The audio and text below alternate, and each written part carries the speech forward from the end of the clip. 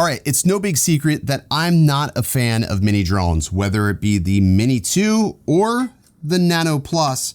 I've never liked mini drones. I've always felt that there's just far too many compromises to make me choose one of these over something like my Mavic 3 or the Evo 2 or the Evo Lite.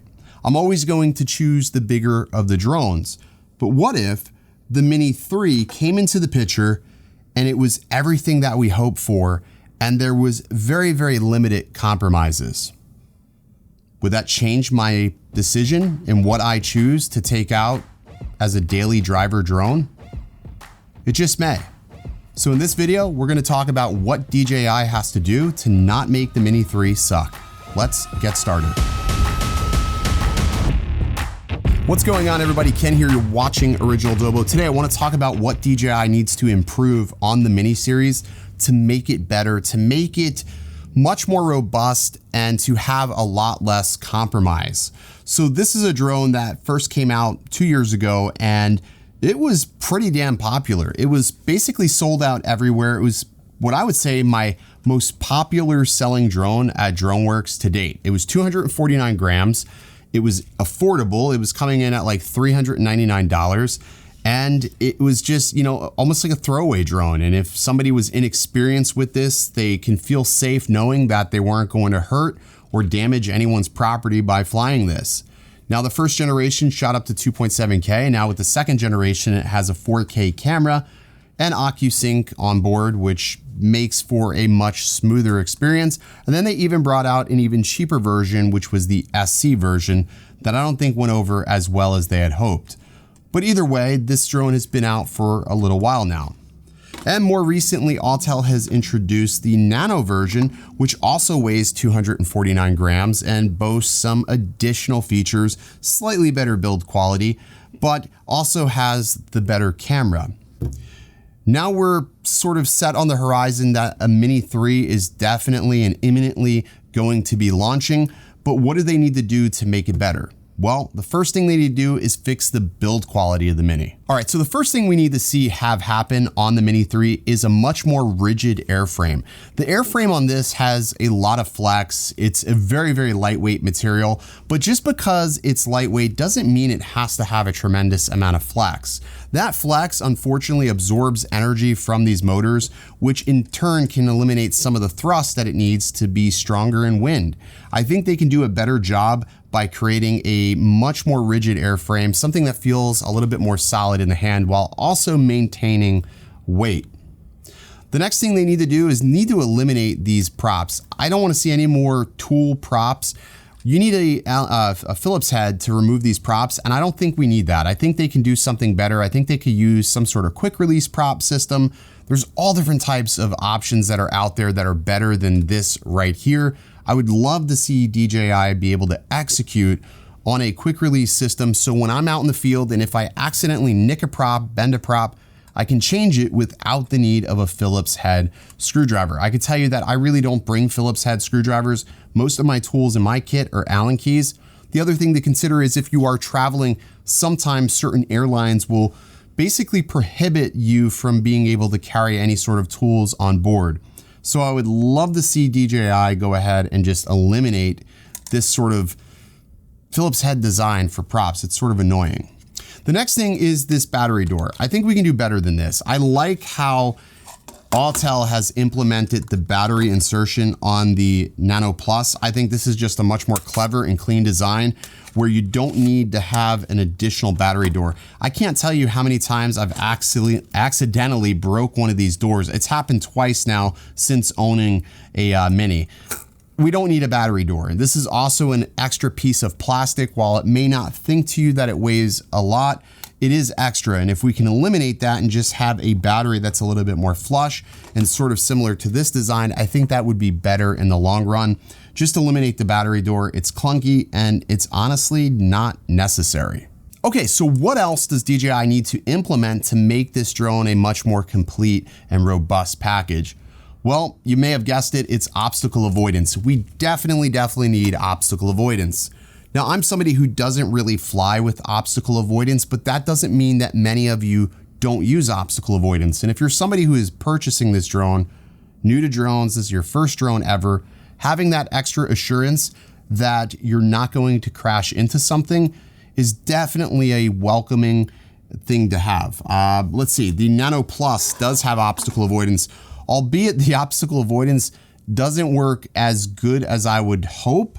It is there and it does warn you if you're coming too close to objects, but again, it doesn't work nearly as well. I've always felt like front obstacle avoidance was not as important as side obstacle avoidance or even as rear obstacle avoidance, because I can see in the front with my camera, I can't see to the side and I can't see to the back. So anyways, I think if DJI implements obstacle avoidance on the Mini, they have to do better than just include front obstacle avoidance. And I only say that is because Autel already has front obstacle avoidance here. And if you're going to try to beat your competitor, you might as well just do it well. And by doing it well, either put obstacle avoidance in the rear or put obstacle avoidance on the side to just put the nail in the coffin on the Nano Plus series. All right, so the next thing they need to do is they need to fix the camera. The camera on the Mini 2 is better, definitely better than the Mini 1.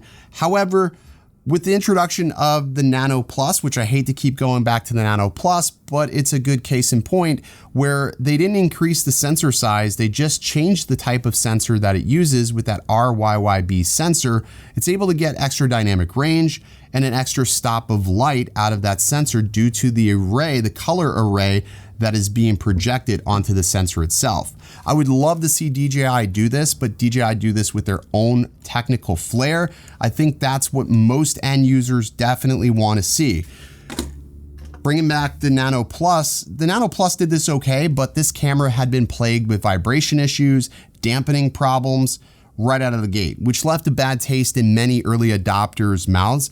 If DJI can bring this camera out, give us a similar sensor to what the Nano Plus has, but without any of the problems, this is going to be a definite win.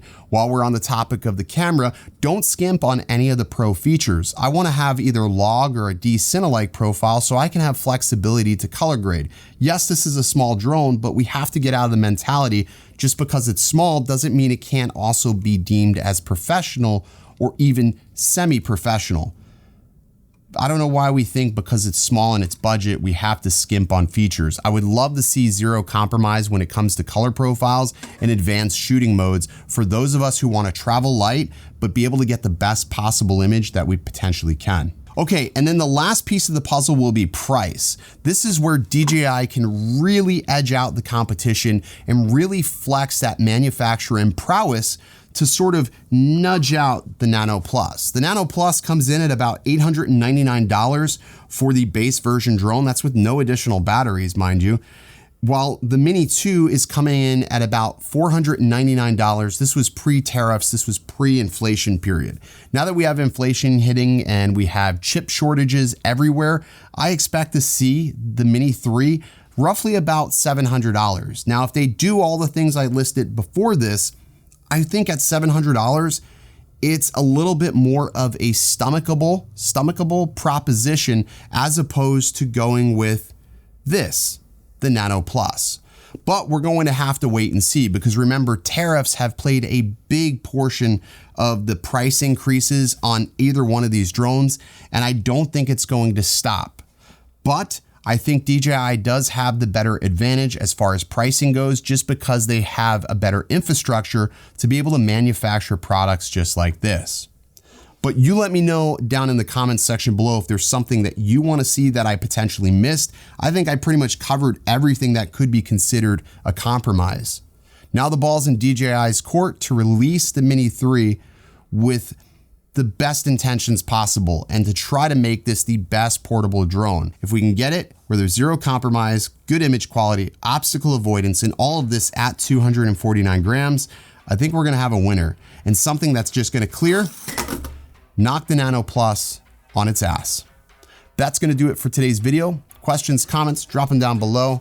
I will see you in the next video, and as always, stay original. I heard they checking for me, no one checking on me, so I had to go run up a check. I got the message on me, ain't no flexing on me, my attorney gon' call and collect. Blessings on blessings for me, my successes only made them envious, they got upset. I had to put all their egos in check. I want the money, the power, respect, and I heard you. All right, gentlemen, you know the rules. Keep it clean, Keep the props in at all times. And whatever you do, don't hit anybody below the battery.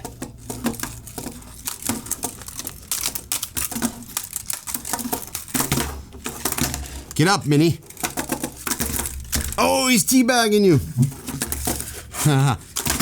Oh, a missed teabag opportunity.